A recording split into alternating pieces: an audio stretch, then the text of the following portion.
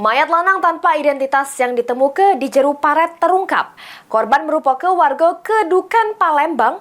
Dari pemeriksaan dokter forensik, Yai 61 tahun ini diduga jadi korban tabrak lari.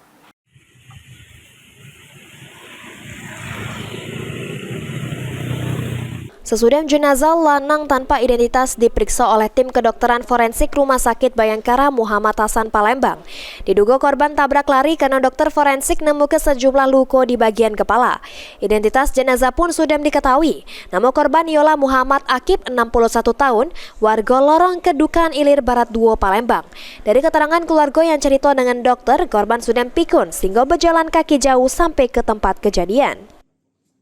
Pada pemeriksaan luarnya memang kita jumpai luka memar yang pada kepala bagian belakang, kemudian luka robek pada dahinya sebelah kanan, kalau sebelah kiri sedikit aja, kemudian keluar darah dari kedua lubang hidung, sama tangan dan kakinya ada luka lecet.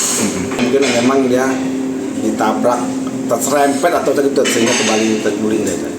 Sesudah diperiksa dokter, jenazah korban oleh keluarga digawa ke rumah duka untuk dimakamkan. Sementara kasus dugaan tabrak lari yang dialami korban lagi diselidiki oleh kepolisian.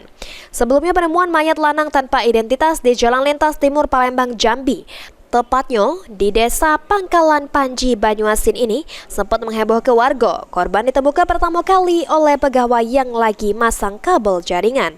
Mulyadi, PAL TV.